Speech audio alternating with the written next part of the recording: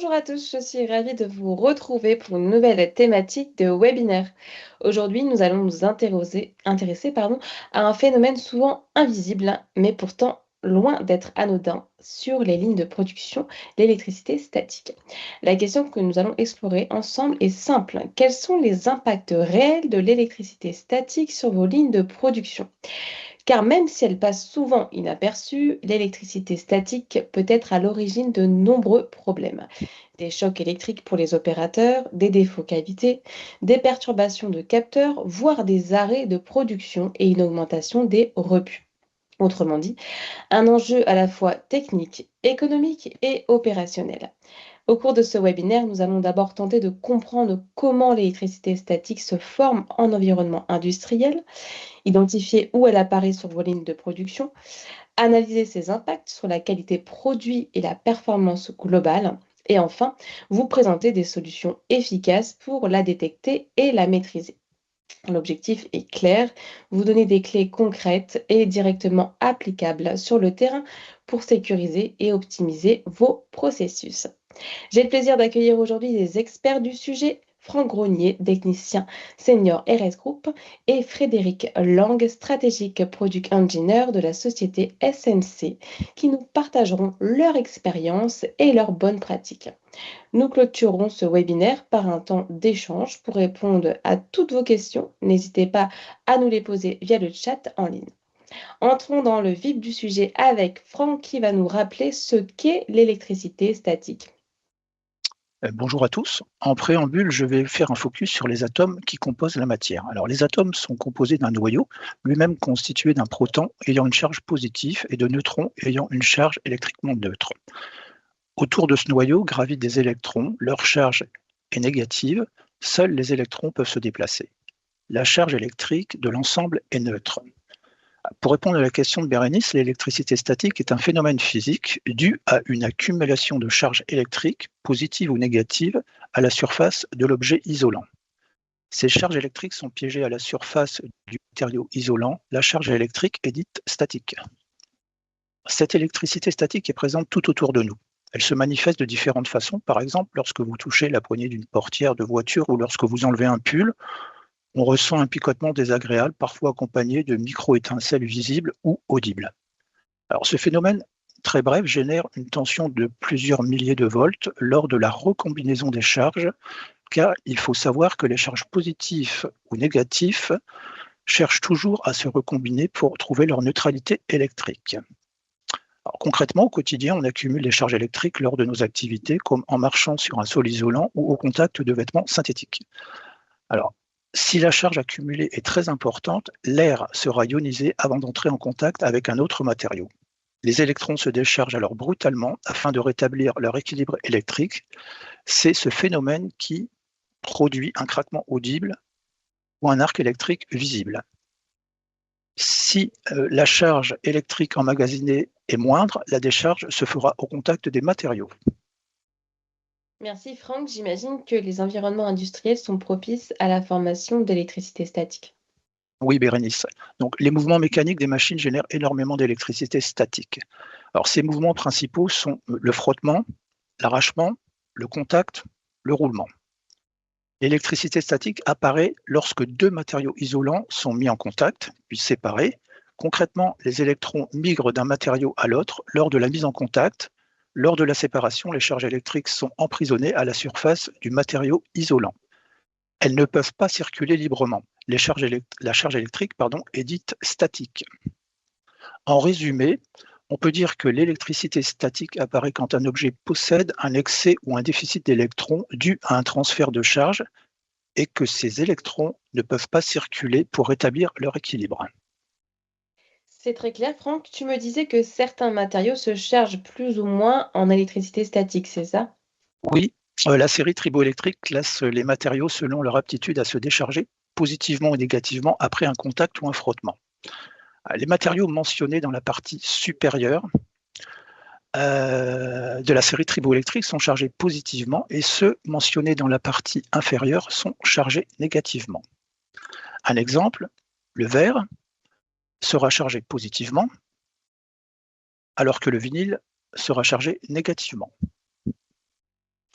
Il faut savoir que plus les matériaux sont distants les uns des autres, plus la quantité de charge augmente. Par exemple, la quantité de charge entre le corps humain et le nylon sera plus faible que la quantité entre le corps humain et le silicone. Pour rappel, deux charges positives se repoussent et deux charges opposées s'attirent. Franck, y a-t-il des facteurs favorisant l'électricité statique? Oui, il y a trois facteurs aggravants. L'hygrométrie environnante, la vitesse des machines et des différents matériaux employés. Alors, concernant l'hygrométrie, l'air sec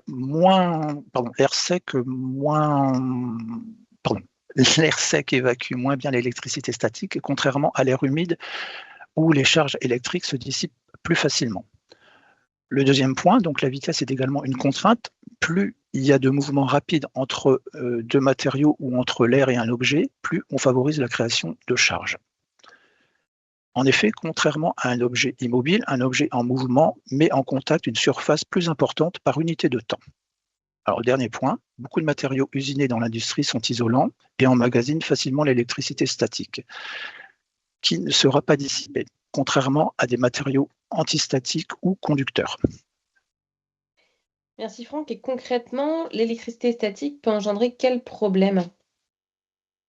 Alors, elle est la cause d'une multitude de problèmes. Par exemple, un opérateur peut ressentir un choc électrique ou un inconfort, une gêne occasionnée, allant jusqu'à l'appréhension du poste de travail. Elle peut également provoquer un réflexe brusque de l'opérateur pouvant entraîner un incident. Sur les protocoles de communication, il peut être perturbé par des parasites induits par l'électricité statique. Les poussières attirées par l'électricité statique s'agglomèrent et peut entraver le bon fonctionnement des machines ou rendre impropres certaines pièces usinées comme des puces électroniques, des verres optiques ou des éléments de carrosserie avant peinture. L'électricité statique peut également faire dévier des pièces de production à des endroits imprévus et provoquer des engorgements, créant des blocages machines. Des pièces peuvent également être éjectées ou retenues électrostatiquement de leur matrice en fonction de leur charge positive ou négative. Des feuilles peuvent se coller entre elles. Il peut y avoir une altération des substrats de puces électroniques subissant des décharges électrostatiques.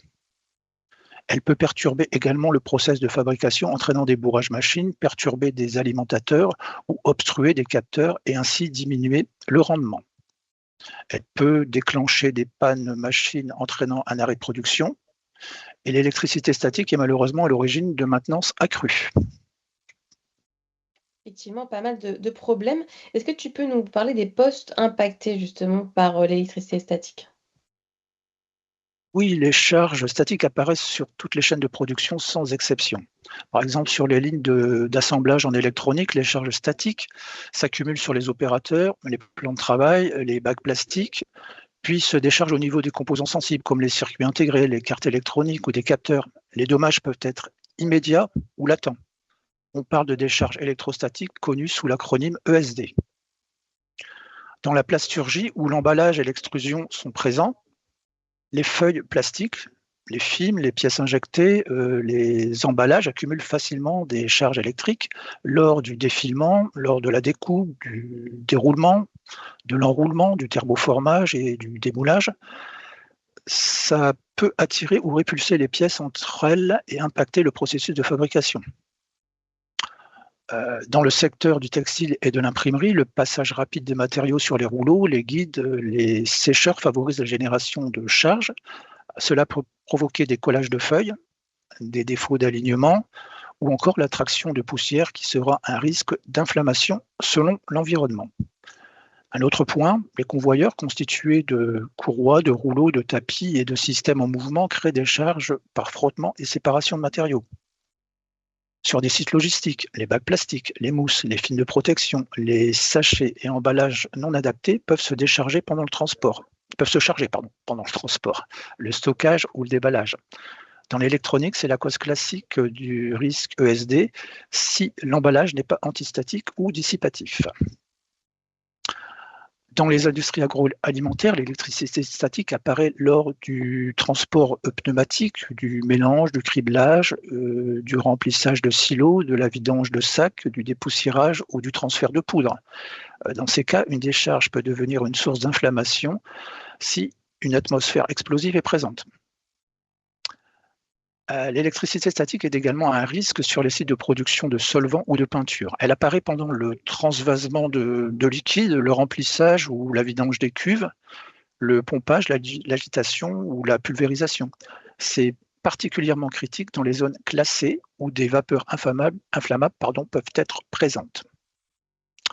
Alors, le dernier point, c'est lors des déplacements du personnel en atelier, un opérateur peut se charger en marchant et en s'asseyant, en se levant, en manipulant des vêtements ou des emballages isolants. Lorsqu'il sera en contact d'une machine ou d'un produit ou d'une carte électronique, une décharge électrostatique peut se produire, rendant le produit non conforme. Alors, sur ce slide, je vous ai listé les différents postes impactés sur les chaînes de production. Alors, évidemment, il n'y a pas tous les postes, mais les principaux sont listés. Alors, sur la slide suivante, nous voyons les actions correctives à mettre en place en fonction des postes. Par exemple, pour des machines d'inspection, le but est d'éliminer la poussière pour réduire les défauts sur les optiques. Un dernier exemple, dans l'industrie textile, il faut supprimer l'électricité statique au niveau des bobineuses et refondeuses pour éviter les plis et défauts d'enroulement. Merci Franck. Passons ensemble à la troisième partie de ce webinaire où on va évoquer l'impact qualité produit et panne de production avec Frédéric.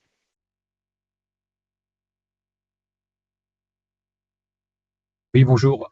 Donc, on va voir quelques exemples par rapport à certaines productions. Donc, la partie, par exemple, industrie des semi-conducteurs, qui fabrique, par exemple, des wafers qu'on va retrouver ici à droite, qui sont toute la partie cellules photoélectriques qu'on va retrouver sur les panneaux solaires, par exemple, et la partie circuits imprimés et microprocesseurs ou CPU.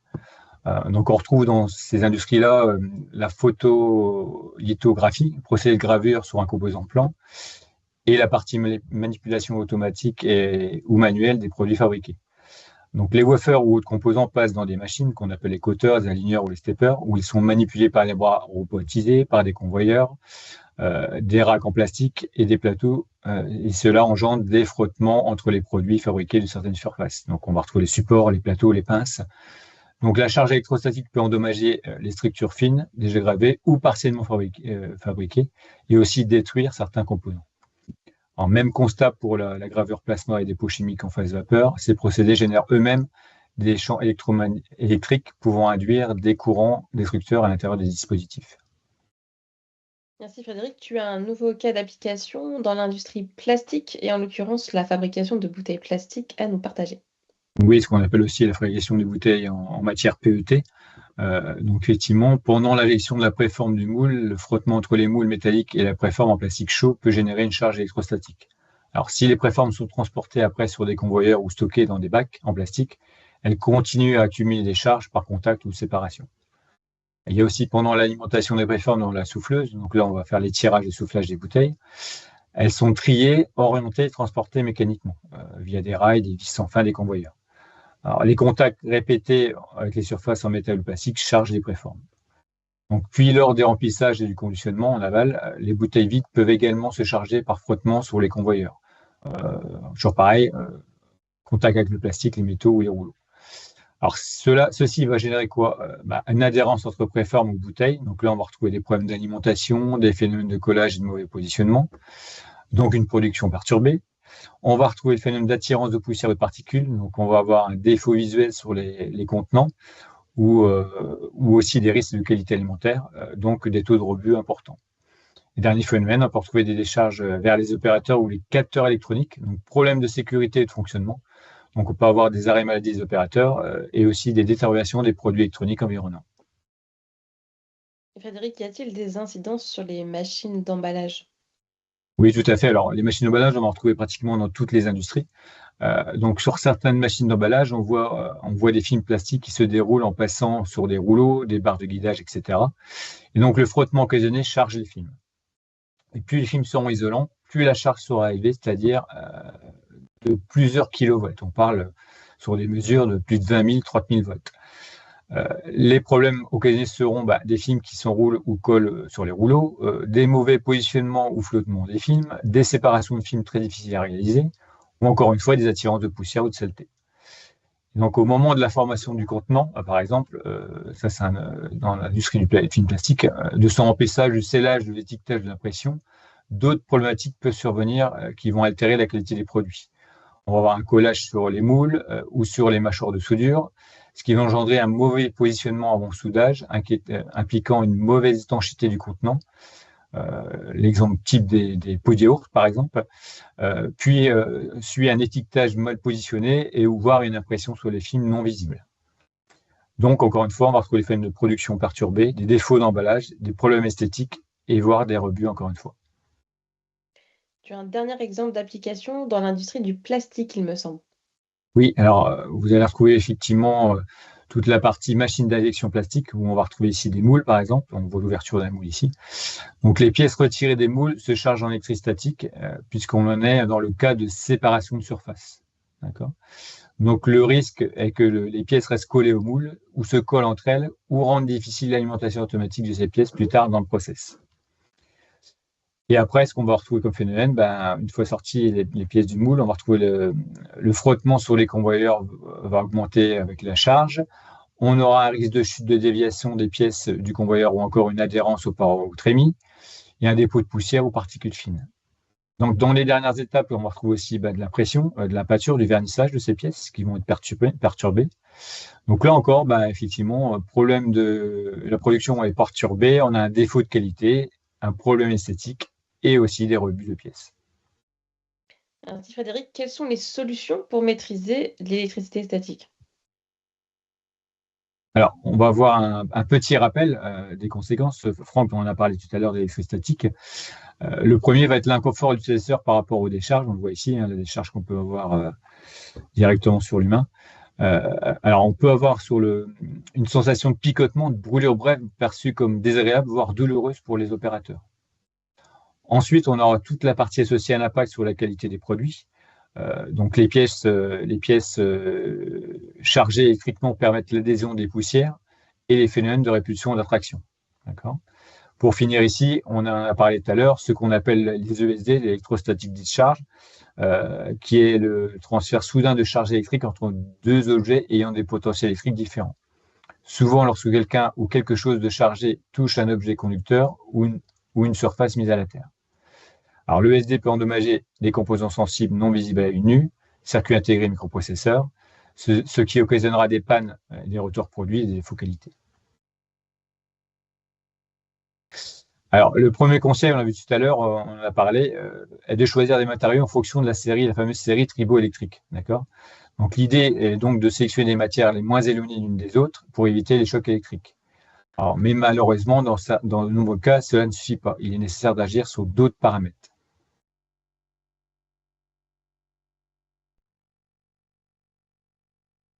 Alors, au-delà du choix des matériaux et dans la mesure du possible, il faudra penser à la réduction de la surface, puisque l'on aura moins de potentiel de transfert d'électrons. Donc, la réduction aussi des fréquences de contact entre les éléments, ici. Pour les opérateurs, le port du bracelet, l'utilisation des sols antistatiques, et pour la partie machine, la mise à la terre des machines, ce qui va permettre une décharge lente, mais d'aider à la décharge de l'électricité statique. Autre point important, le contrôle de l'humidité de l'air, car l'air sec favorise la charge électrostatique. Dernière solution, alors ces actions vont permettre de réduire la formation d'électricité statique. La dernière solution qui va nous concerner et qui sera radicale est la mise en place de ioniseurs et de composants antistatiques. Donc, en complément des solutions précédentes, CMC va être en mesure d'apporter d'autres solutions comme l'emploi de composants antistatiques. Alors, vous voyez ici, effectivement, on peut avoir des raccords, des tubes antistatiques, voire des ventouses. Et aussi des ioniseurs. Alors, comment fonctionne un ioniseur? C'est un appareil qui va générer des ions qui peuvent être positifs ou négatifs dans le but de neutraliser une charge. Les ions peuvent être pulsés par de l'air comprimé ou soufflés version ventilateur. Alors, on remarque sur cette diapositive différents types de ioniseurs. On va retrouver des barres, des soufflettes, des ventilateurs, des monobuses et des extracteurs que vous allez retrouver ici. Nous allons faire un focus sur ces différents modèles et voir dans quel cas utiliser les uns et les autres. Donc la différence majeure entre ces modèles va être l'étendue de couverture de la zone à traiter et les dimensions de la pièce à neutraliser. Alors de manière générale, on pourra dire que si la zone est large, alors on s'orientera plutôt vers une modèle barre. Donc vous retrouvez ici le modèle barre ici. Pour une zone moyenne, une version ventilateur ou soufflette, les ventilateurs et les soufflettes. À noter que la soufflette offre la possibilité d'une utilisation volante, c'est-à-dire que l'appareil n'est pas fixé. Et pour des plus petites zones, on va privilégier les versions bus, donc soit les monobuses ici générateur intégré, soit des monobuses en déporté comme ça. Alors pour ceci, mais ceci n'est qu'une recommandation, il faudra valider en fonction des pièces à traiter, de leur charge effective, voire des tests sur place. Alors, vous allez retrouver ici différents modèles de produits. Donc, pour traiter l'électrostatique, il faut d'abord pouvoir la détecter et la mesurer. Donc, ces séries, là, IZH10, IZD10 et IZE, vont permettre de mesurer et d'afficher le potentiel électrostatique. Donc, l'IZH10, c'est un appareil de mesure portatif, ici, qui va permettre de mesurer les charges entre plus ou moins 20 000 kV. D'accord ? IZD10 qui est là est un capteur électrostatique qui va aussi mesurer les charges et qui va être associé effectivement ici à un capteur IZD11 qui va permettre d'avoir un afficheur bicolore, d'avoir des sorties, voire des sorties analogiques pour avoir le retour de la mesure. Sur ici effectivement la partie, vous avez un petit exemple avec l'opérateur qui va mesurer la pièce avec la partie IZH10. Vous allez avoir la barre ioniseur qui va aller traiter la pièce. Et enfin, sur la fin, vous allez pouvoir valider que votre pièce est bien déionisée et avoir un retour s'il y a un décalage par rapport à votre attente.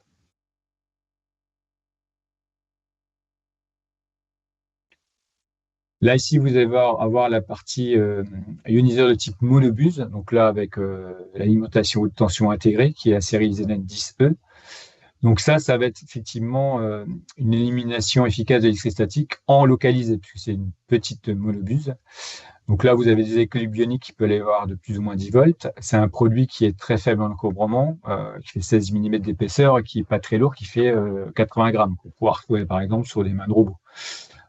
Donc on a plusieurs variantes de buse qui va permettre soit d'intégrer le produit directement dans la machine, soit le déporter pour aller ioniser un peu plus en extérieur. Par exemple, lorsqu'il y a des milieux assez agressifs où on peut détériorer l'électronique, pouvoir le déporter, mettre un tube et mettre une buse au bout. Donc, on a sur pratiquement tous les produits des capteurs des LED ou des retours qui vont permettre de voir la contamination d'électrodes de l'émetteur. On a des corps et des cartouches qui se montent aisément pour le nettoyage. Donc là, on va passer sur les séries ioniseurs de type barre avec contrôleur intégré, si vous avez le contrôleur qui est intégré et la puissance intégrée. Donc, qui sont les IZS 40, 41 et 42. Donc, on peut avoir des barres, donc on disait pour des zones assez étendues, puisque des barres qui peuvent aller jusqu'à 2500 mm et qu'on peut déporter jusqu'à 2 mètres pour les traiter la partie électrostatique. Donc, alors, 2 mètres avec assistance air comprimé, et si on les rapproche, il n'y a pas besoin d'air comprimé sur ces produits-là. Donc là, on peut adapter l'équilibre ionique. On peut avoir un capteur de haute précision relié à la barre, comme on a vu sur les petits contrôleurs avant, qui va aller mesurer la polarité de la pièce pour s'adapter. Et en fait, c'est des émetteurs qui nécessitent peu de maintenance. Et aussi, on a des retours signal sur ces produits-là qui permettent d'arrêter la barre ou de savoir à quel niveau sont les électrodes pour la maintenance. Là, vous avez un univers de type barre contrôleur intégré de nouvelle génération, qui est la série ZS51. Donc là aussi, on va retrouver des barres de longueur de jusqu'à 2480 mm. On peut les poser jusqu'à 2 mètres pour retraiter l'électrostatique, avec ou sans air comprimé. Sur ces produits-là, on a une option vanne intégrée de voie qui permet de réduire la consommation d'air. C'est-à-dire que là, elle est intégrée dans le ioniseur directement et vous allez pouvoir couper l'assistance d'air comprimé à distance lorsque la barre ne fonctionne pas. On peut avoir des communications ioniques en termes de protocole. On voit aussi aujourd'hui qu'il y a un écran LCD intégré pour les réglages plus faciles. Donc, c'est comme un produit compact et plat. On a des raccordements M12 pour la partie électrique et la partie pneumatique du même côté. Et aussi des nouveaux systèmes de nettoyage en brosse, comme ça, vous faites un aller-retour, vous allez nettoyer les électrodes. Alors, vous avez aussi sur ce produit-là la nouvelle série qui s'appelle ZZS W10, qui est un unitaire de type bar étanche à la poussière résistant à l'eau. Donc là, on a des produits qui peuvent aller jusqu'à 1120 mm de longueur pour une efficacité à peu près à 1 mètre, assistance sous barre air comprimé ou pas. Alors ça, c'est effectivement utilisé dans les zones de lavage, parce qu'on a une résistance renforcée à la poussière et à l'eau. Ce produit est IP66. Donc le unitaire peut être lavé. Attention, c'est sans produit détergent et pas à la lance ou de pression.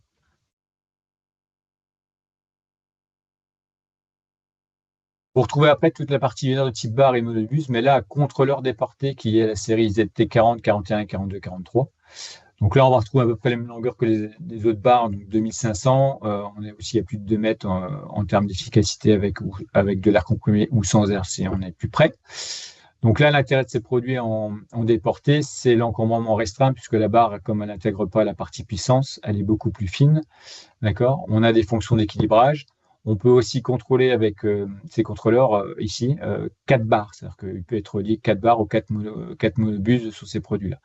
On est compatible à Ionic et la séparation des composants permet un excellent accès au contrôleur. C'est-à-dire qu'effectivement, comme la barre peut être dans la machine, le contrôleur peut être en déporté et l'opérateur peut le voir visuellement plus facilement, par exemple, face à la machine.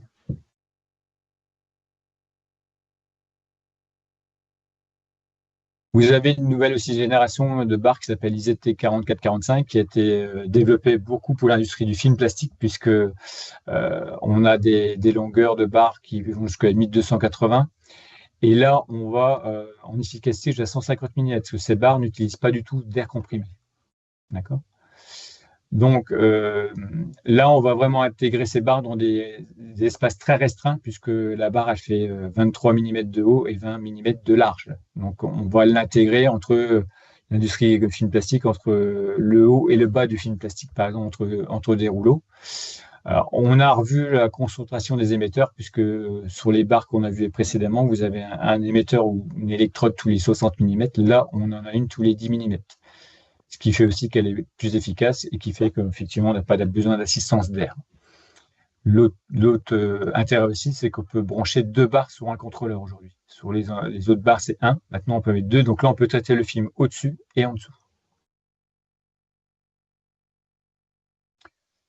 Vous avez ensuite les unitaires de type soufflette, série ZG10, qu'on appelle les pistolets aussi. Donc ça, effectivement, ça permet une neutralisation rapide, à peu près 0,3 secondes pour décharger les pièces.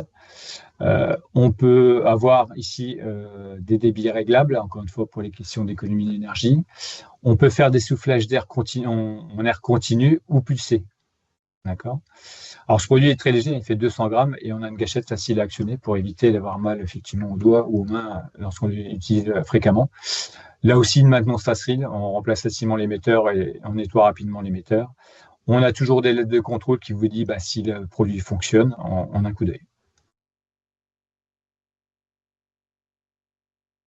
Autre produit, ce qu'on appelle les unitaires de type ventilateur. Donc, on a chez nous les séries ZF 10, 21, 31. On a, alors les 10, 20, 21, 31, c'est une question de taille, puisqu'on a 3 tailles différentes, suivant le débit qu'on va avoir et la surface à traiter. Donc ça aussi, ça permet de neutraliser en un temps assez court, puisqu'on est de l'ordre de 0,5 secondes. On peut avoir sur les produits des réglages de flux du ventilateur, de la vitesse du ventilateur. On peut avoir intégré devant des ventelles pour orienter le flux, justement. Donc ça, c'est vraiment des produits qui s'utilisent facilement, qui ont différentes fonctions, des caractéristiques, des alarmes faciles en retour.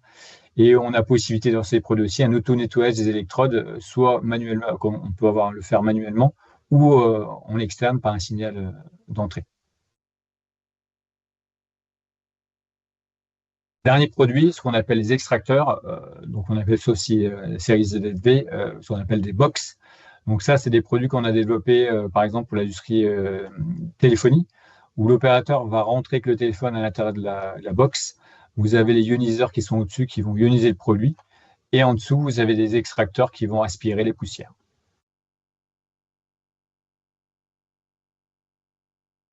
Donc, petit rappel, je vous en ai parlé avant, l'électricité statique ne se traite pas uniquement de matière corrective, on peut également les prévenir de manière active. Donc, il ne faut pas oublier qu'on a des produits antistatiques que les raccords, les tubes et les ventouses, des régleurs de débit, pour éviter les générations d'électricité statique et ses conséquences.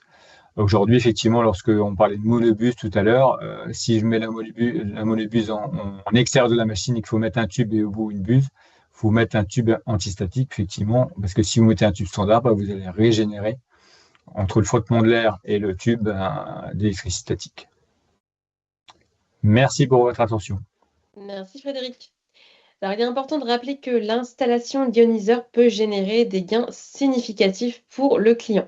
Tout d'abord, le gain de production de 20 à 30%, par exemple sur une presse à injection, il est possible de produire jusqu'à 30% de pièces supplémentaires en 1 heure. La réduction des arrêts machines sur un poste de 8 heures, l'utilisation d'ioniseurs permet de gagner entre 1 à 2 heures en limitant les arrêts liés aux pièces bloquées par l'électricité statique. Enfin, l'amélioration des conditions de travail et de la sécurité, les fortes décharges électrostatiques subies par les opérateurs peuvent entraîner des accidents ou encore des arrêts maladie. Les ioniseurs permettent donc de réduire considérablement ce risque. Et enfin, un retour sur investissement rapide, puisque l'investissement dans un ioniseur est généralement amorti en moyenne entre 2 et 3 mois. Concernant la suppression des chocs électriques sur les opérateurs, le bénéfice est, lui, immédiat. Passons maintenant, si vous voulez bien, à un temps de questions-réponses. N'hésitez pas à nous partager vos questions via le chat. J'ai une première question. Comment savoir concrètement si un défaut, donc poussière, collage ou encore arrêt, vient de l'électricité statique et pas d'un autre problème? Oui, alors un des signes évidents des décharges, de l'électricité statique, pardon, sera les décharges ressenties par l'opérateur ou un arc électrique visible. Alors, il y a d'autres phénomènes qui peuvent valider la présence de l'électricité statique, comme l'attirance ou la répulsion de pièces ou la présence de poussière normale. Mais la seule façon fiable de confirmer la présence d'électricité statique est d'utiliser un mesureur de champ, non, pas un mesureur de champ, je suis désolé, un mesureur électrostatique ou un capteur électrostatique. Voilà. Ça marche. Est-ce qu'il faut traiter toute la ligne ou seulement les zones critiques? Alors, on a vu tout à l'heure un exemple, par exemple, sur la partie emballage, dans des machines où vous allez avoir un film plastique qui va se dérouler et passer dans différents rouleaux. Vous pouvez avoir des phénomènes électrostatiques et effectivement, on s'aperçoit que vous allez prendre le premier rouleau, mesurer la charge et vous apercevez qu'elle est chargée, vous déchargez et 2 rouleaux après, la charge est revenue. Donc, on va vraiment traiter les zones critiques qu'on appelle, c'est-à-dire que, par exemple, juste avant impression du film, on sait très bien que si elle est statique, l'impression ne va pas bien se faire. Donc, on va mettre le ioniseur juste avant l'impression. Donc, on va vraiment cibler les zones à problème, les zones où il y a le film va dévier, où il y a la pression, où on va avoir des charges qui se font sur des composants électroniques. Donc, on va traiter les zones à problème et non pas toute la chaîne, parce qu'effectivement, ça engendrerait de mettre des ioniseurs pratiquement dans toute la machine, qui engendrerait un coût de poids important. Donc, on traite les zones vraiment à problème. Ça marche, merci Frédéric. Et quel gain concret vous avez pu observer chez vos clients? Alors, un petit exemple, encore une fois, du fameux moule plastique. Lorsqu'il y a les moules qui vont s'ouvrir, on a des pièces qui vont rester collées. Donc, les phénomènes fait qu'effectivement, on va diminuer les cadences du moule pour essayer de nettoyer les moules, voir que les pièces tombent bien. Donc, on avait fait un exemple chez un client en disant aujourd'hui, le cycle standard, à cause de l'électricité statique, c'est une ouverture tous les 17 secondes, par exemple.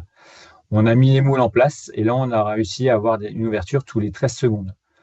Donc là, on va avoir un gain de temps, ce qui va occasionner par rapport à ça sur un mois, sans ioniseur, on était à 960 000 pièces par mois. Avec l'ioniseur, on est passé à 1 440 000 pièces par mois. Donc un gain pratiquement de 30%. Si on raisonne à la pièce à 0,02 centimes la pièce, ça nous fait un gain de 480 000 pièces. Et là, on va économiser 9 600 € par mois. Donc effectivement, 9 600 € par mois, le prix d'une barre moyenne, alors suivant la longueur, c'est entre 1 000 et 2 000 €. Vous voyez le gain qui est très rapide en retour.